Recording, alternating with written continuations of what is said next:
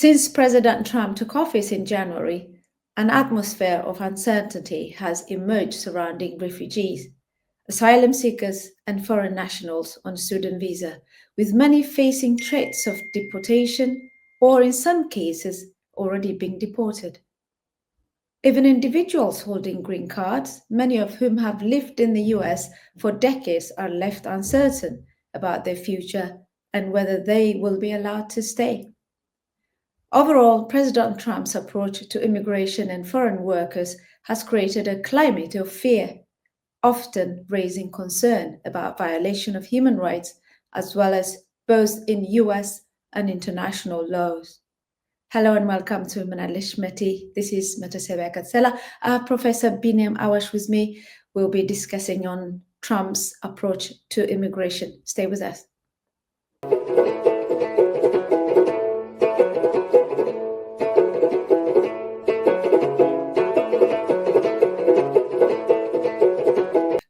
Thank you so much, Professor Beniam Awash. Again, people seem to be very worried sick, whether to travel or not, especially, the ones with green cards, student visas, undocumented migrants obviously being deported, and they're in serious problems. However, what is Trump's administration thinking behind this immigration policy? What are the reasons for this? This is obviously part of the election campaign, but what are the actual reasons for this mass deportation? And in many ways, it's really a shock. And so the immigration policy that's developing as we are here talking, it's not really a plan. Right, it's not fully formed plan that's actually being developed or implemented, but rather seems to be very haphazard. So in many ways, it's like the tariff policies with respect to the trade wars that have started.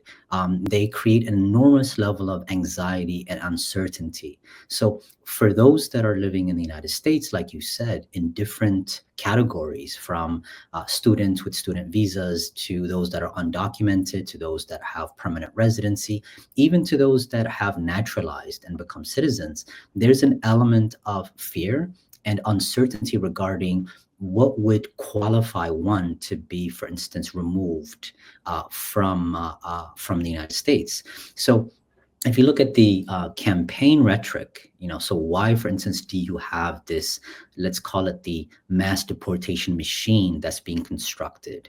Why is that necessary at this time? Part of it is political.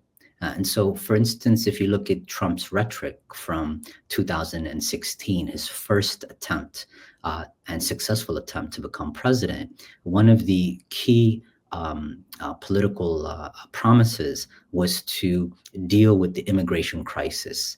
And that had to do both with the removal of those that are undocumented in the United States and the let's say, plugging of the border so that you have less and less people that are crossing into the United States without permission. So illicit border crossings. That was the promise. And so the second time as well, that was one of the key promises. So not only does it deal with immigration, but a second element, which is very important, is that it is also said to, from Trump's sort of campaign and the political rhetoric, was one, protect the American population from crime.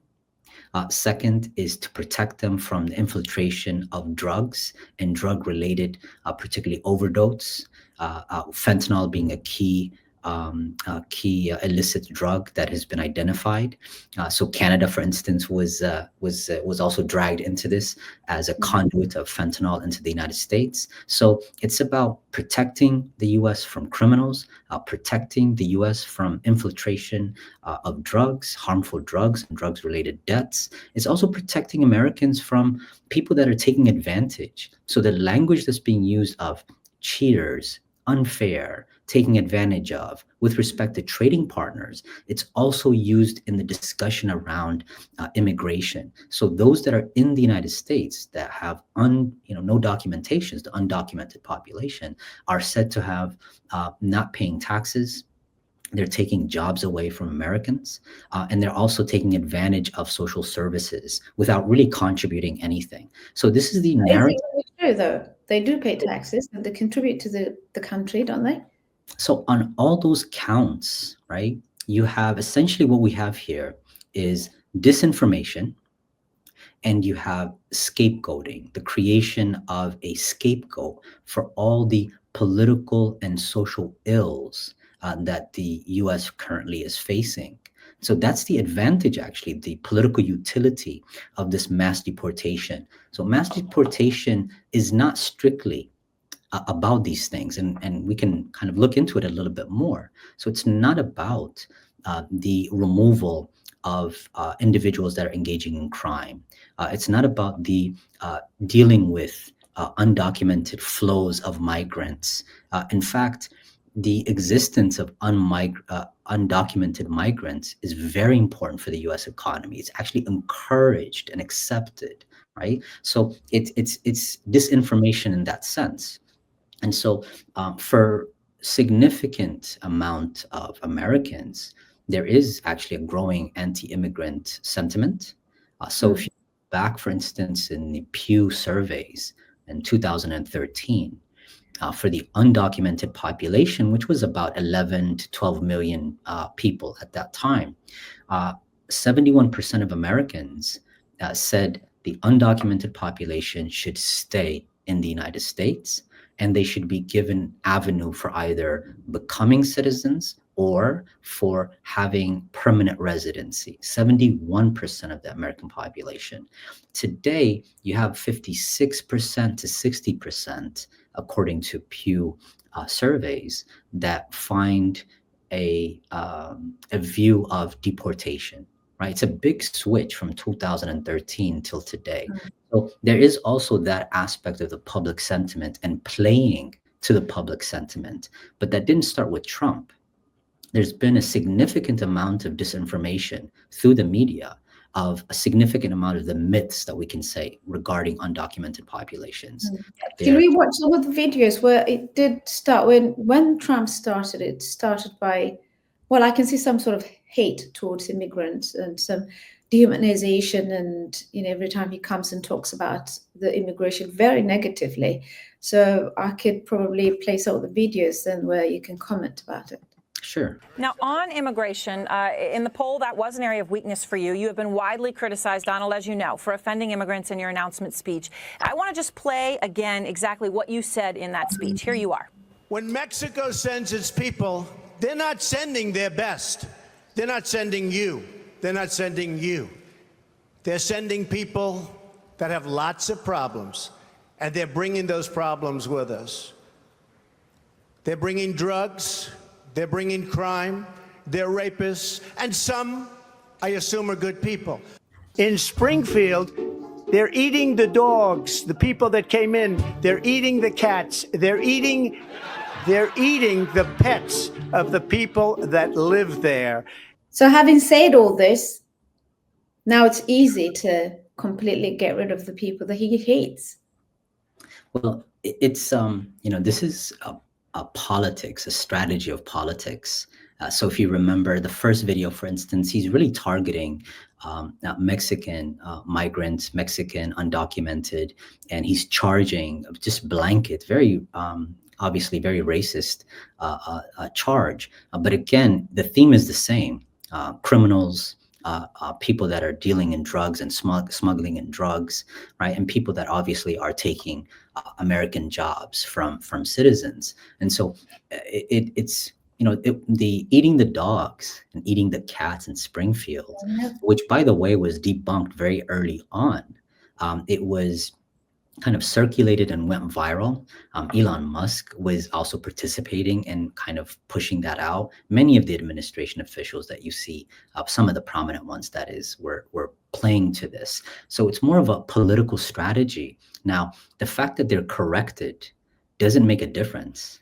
See, there is a way of kind of galvanizing popular sentiment, taking people's anxieties and fears regarding their economic conditions, the uncertainties, their anger at the unresponsiveness of political institutions. And what you see here is a clear example of the way you can manipulate popular psychology and emotions towards a scapegoat, even when those that are doing that, like for instance in 2016 as well as 2014 today, the campaign that is, where you're calling them out as false. So as an example, when you look at crime, criminologists, they study crime trends, and they found very, very clear relationships that, in fact, the relationship between crime and immigration is very strong.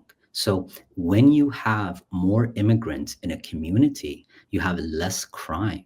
And in fact, undocumented migrants as well as foreign-born migrants actually commit less crime than Native Americans, right? Again, this is just a statistical fact. Data shows over and over again.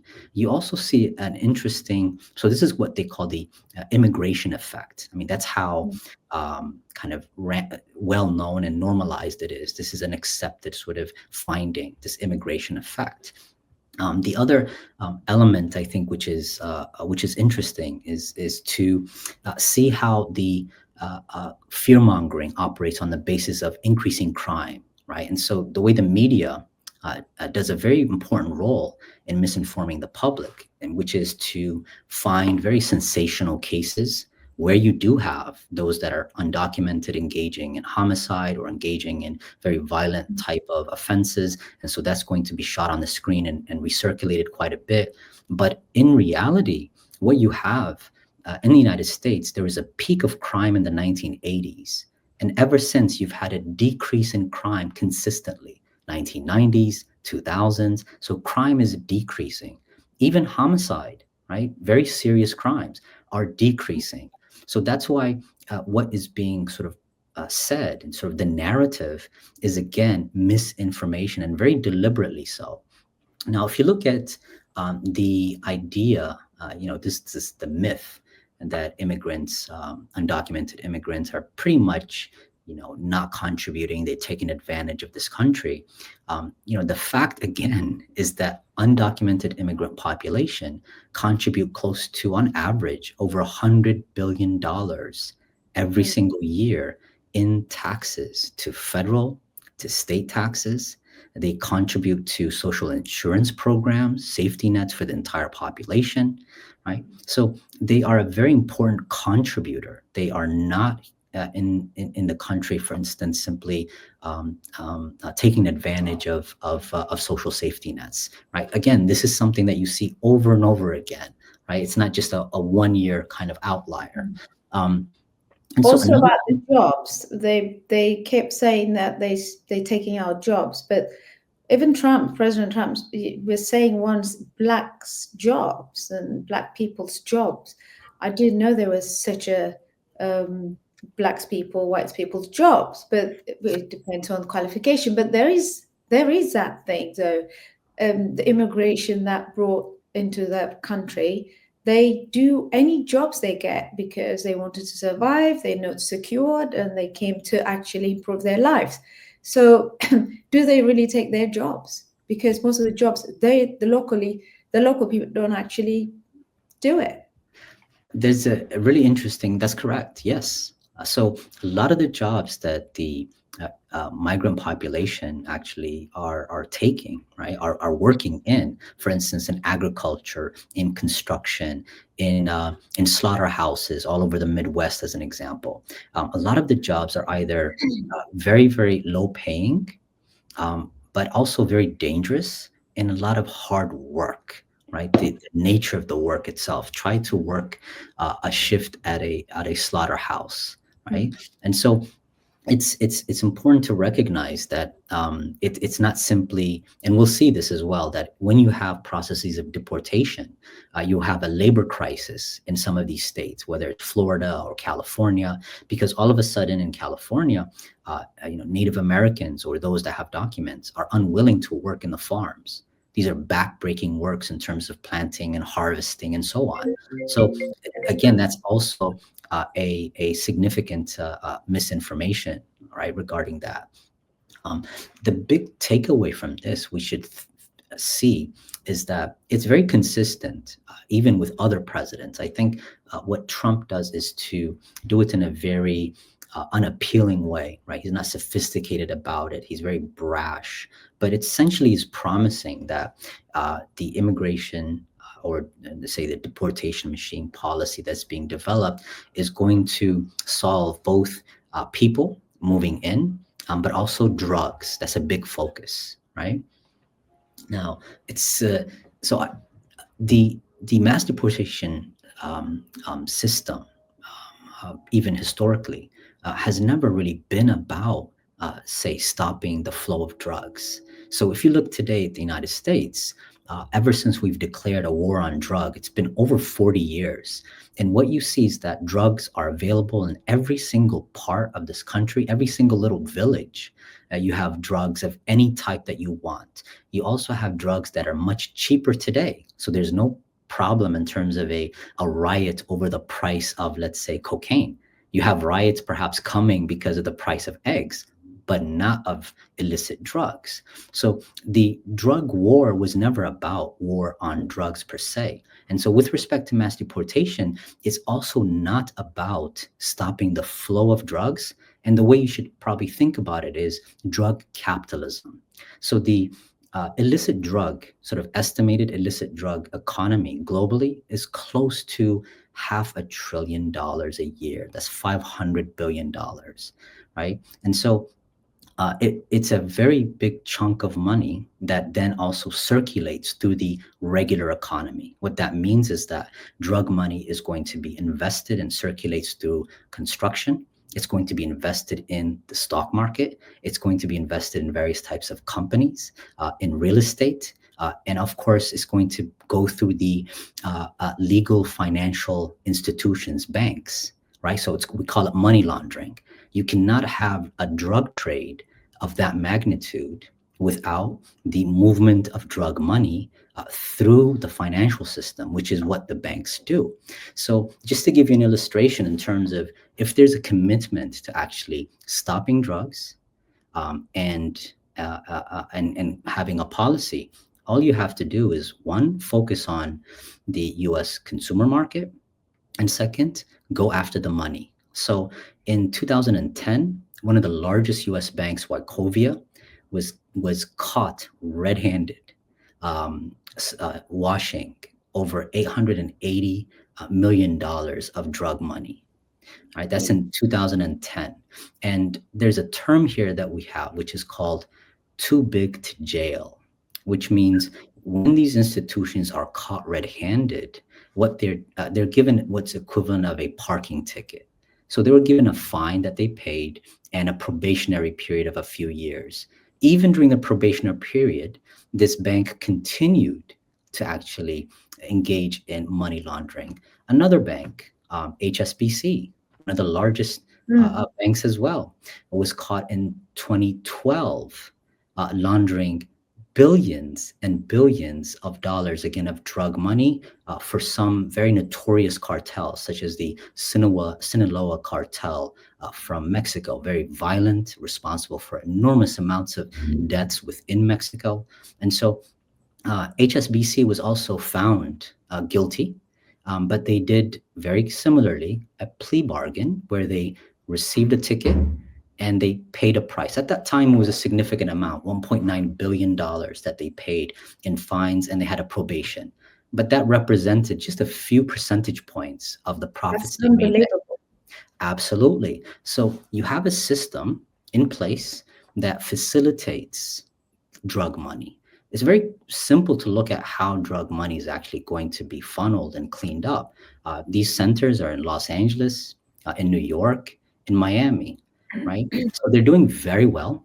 And so what that means then is that poor migrants that are walking for days and hours, that represent some of the poorest people actually, are not responsible and have no part to play in the, let's say, drug problems that usually is used as an excuse. So that's why this really is a part of this political strategy, right, of developing deportation as a narrative to be able to deflect the fundamental issues at heart in the United States that many people are feeling anxious about, right? So the transformation of the US economy itself that created so much poverty, so much dislocation, etc. So none of that is going to be discussed, but rather all that anger, all that anxiety is going to be put on the scapegoat. And that's the image of the undocumented, of the migrant. Right. But what many people have been asking about and wanted to know the strategy that Trump is using for mass deportation, because some have concern about some sort of human right violation during this process. So if you look historically in terms of mass deportation, the idea itself, so if you look at the numbers that we're speaking of, the foreign-born population in the United States is about 56 to 57 million people that are foreign-born, right? So people like myself, for instance, are foreign-born. Of that, only about 11 million to 12 million are without documentation. That's about 20 to 23% of that population of foreign-born. So, according to the initial claims of the Trump administration, they were interested in removal and deportation of those that are undocumented who have a criminal record. That means about 650,000 people or so that have a criminal record. But what we actually see is really an expansion to not only those that are undocumented, so it's simply without papers. If you had, for instance, legal rights to be in the US, you had a visa, an I-20, and now it's expired, you're now undocumented, so you're here illegally, you would be part of that as well, right? So it's simply expanding, and we're not quite sure where the kind of the boundaries are, right? So we can think of this population then of those that are undocumented, which is about 11 to 12 million, and then those that have a criminal record, which is about 650, 680,000. So the strategy so far has relied on not what we expected. Some people, for instance, were expecting it would be similar to 1954, which is President FDR, and he engaged in a process of mass deportations, right? And so you can see, for instance, here that just in terms of the numbers of deportations from various presidents. So Bush, for instance, Obama administration. So Bush from 2003 to 2008. Next was Obama. And what you can see very clearly is that during the Obama administration, you had more deportations. In fact, Obama was called the deporter-in-chief, particularly by immigrant activists, immigrant right activists. And it's to the tune of about 3 million total. So what you see per year is the yearly average. So in 2012, for instance, you have about slightly over 400,000 that were removed or deported from the interior, right? So the process of border control involves apprehension at the border, so the US-Mexico border. And then another aspect is interior removal, meaning when people successfully enter and they move to, let's say, New York or Massachusetts or Michigan. So you have agencies such as ICE that are responsible for apprehension and then removal process, right?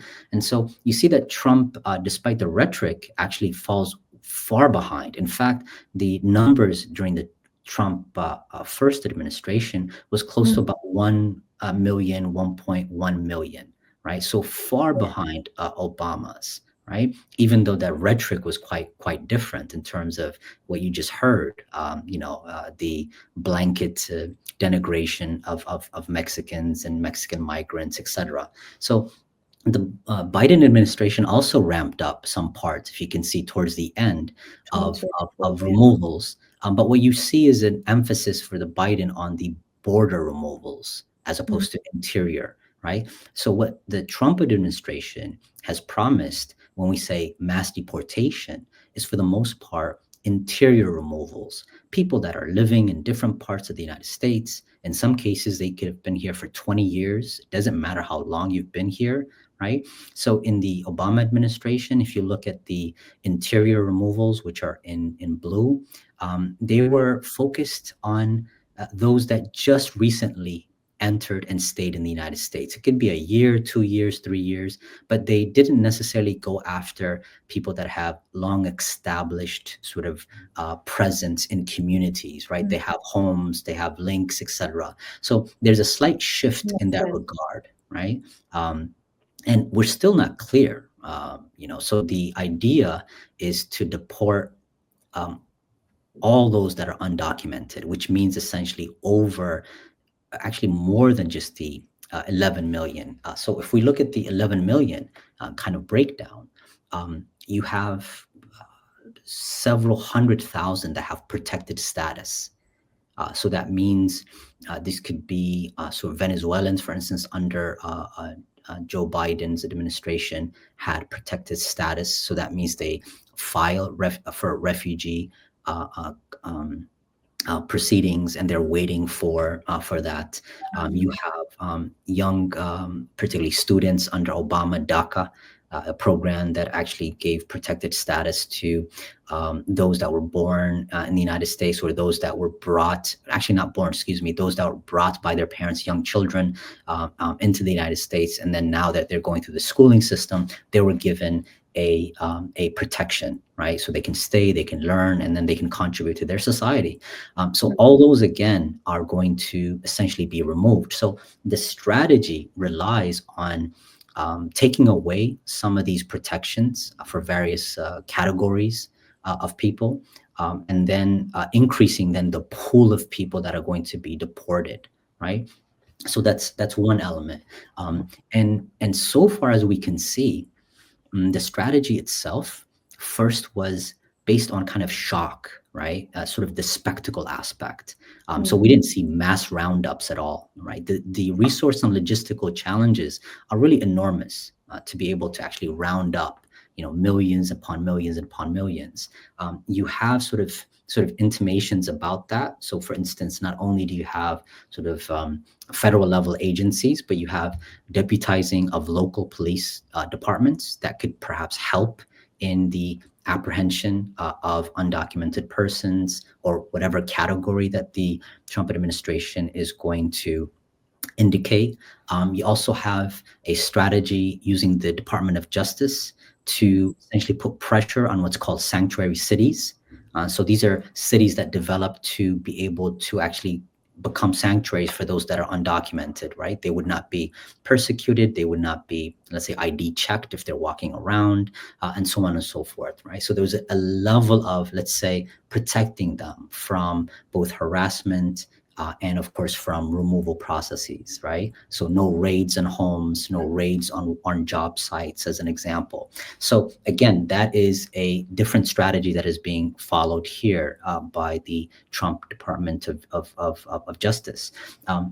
The other, in terms of deportations, is again highly militarized. So you would deport individuals to their home countries, and so some of the earliest ones were to Colombia. And the Colombian president, if you recall, had a very eloquent response, refused to accept the planes, and particularly because they were military planes, and the way then that the deportees, Colombian deportees, were being treated was highly undignified, right? And you can hear that over and over again by other nationals.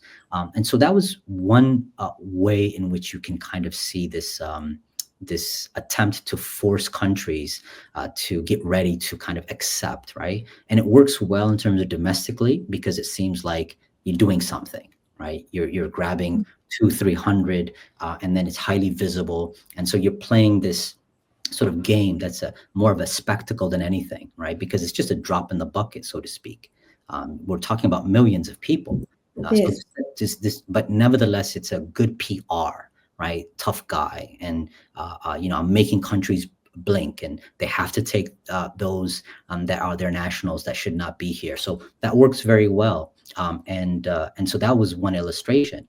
Another one is to actually have bilateral relationships with certain, particularly Latin American countries. Panama, as an example, has agreed to accept Asian and African deportees. So one of the problems traditionally for the United States, even though Asian and African undocumented, let's say, migrants represent a very small percentage. For Africans, recently it's gone up a little bit to about 4 or 5%.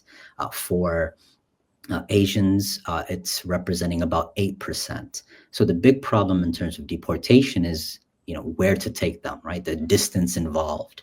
And so Panama has agreed to essentially be a holding center where they can be deported for both Asians and Africans. El Salvador, the government of El Salvador has made an agreement with the Trump administration in return for dollars, essentially, right? You can the maximum security prison in El Salvador under President Nayib is called the Center for Terrorism Confinement. Was specifically developed to eliminate the problem of gang violence in El Salvador, which was a very, very big problem. In fact, the president himself has very high ratings, popularity for these acts, right? So it holds perhaps a maximum of 40, I think 40,000, yes, 40,000 inmates. And so this is made for, again, hardened criminals, and specifically the way they're framed within El Salvador is as terrorists, right? And so this is the location where you have some of the deportees that are going to be sent, right? And in some cases, they actually even are not undocumented, right? So there's a technical problem that's occurred, and they made a mistake in terms of the Trump administration. But nevertheless, it's a very brutal sort of space, right? So it's a maximum security prison in El Salvador with maybe about 80 inmates per cell. They are sleeping on these bunk beds that are no blankets whatsoever. It's metal. They share, toilets and a plastic bucket for washing. So it's a very, very austere environment. And even furthermore, they're in their cells for about 23 hours a day, right? They're What out. happens afterwards? Where do they send them? So as far as we know, this is where they're going to be, right? So in many ways, you can have this kind of a criminal prosecution. So if one has engaged, let's say, in a criminal offense, you can either be charged within the United States, go to jail to serve time. In many cases, historically, for instance, the dominant way of deportation has been to waive one's rights, for instance, to go through a court system, to have a plea bargain, and that plea bargain, essentially plea deal, is to be dumped in Mexico, right? So you'd be taken and you'd be put in Mexico, wherever you come from, Latin America or elsewhere. So this is obviously changed.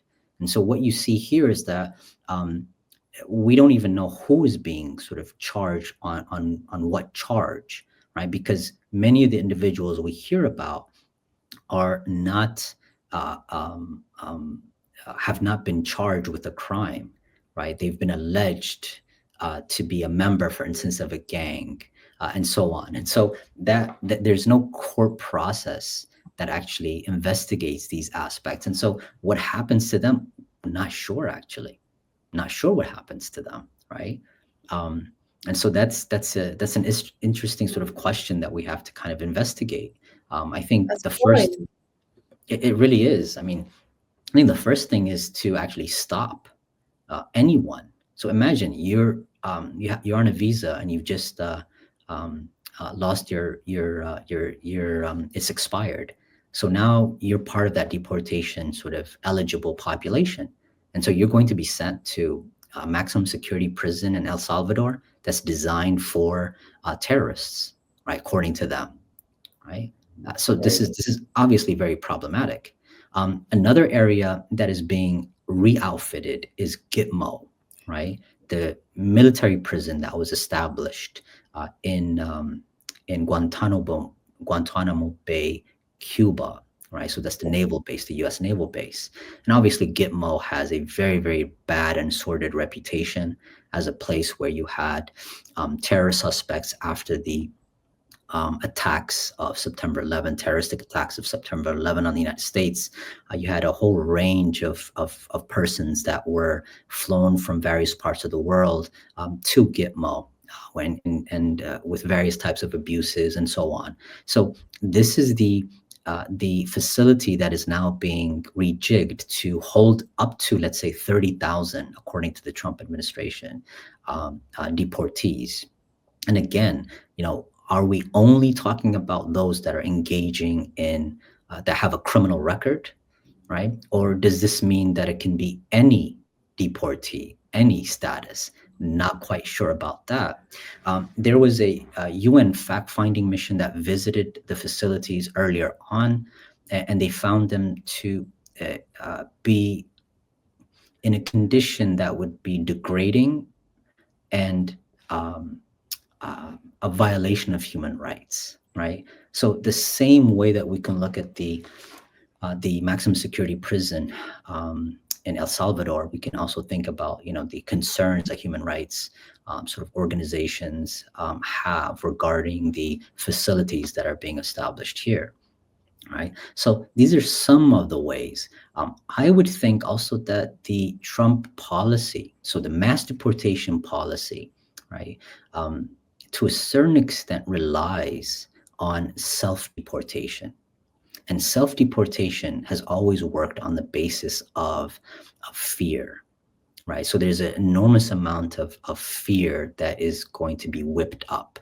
One can even say, there's an acceptance of anti-immigrant sentiments that should be allowed to be expressed, etc.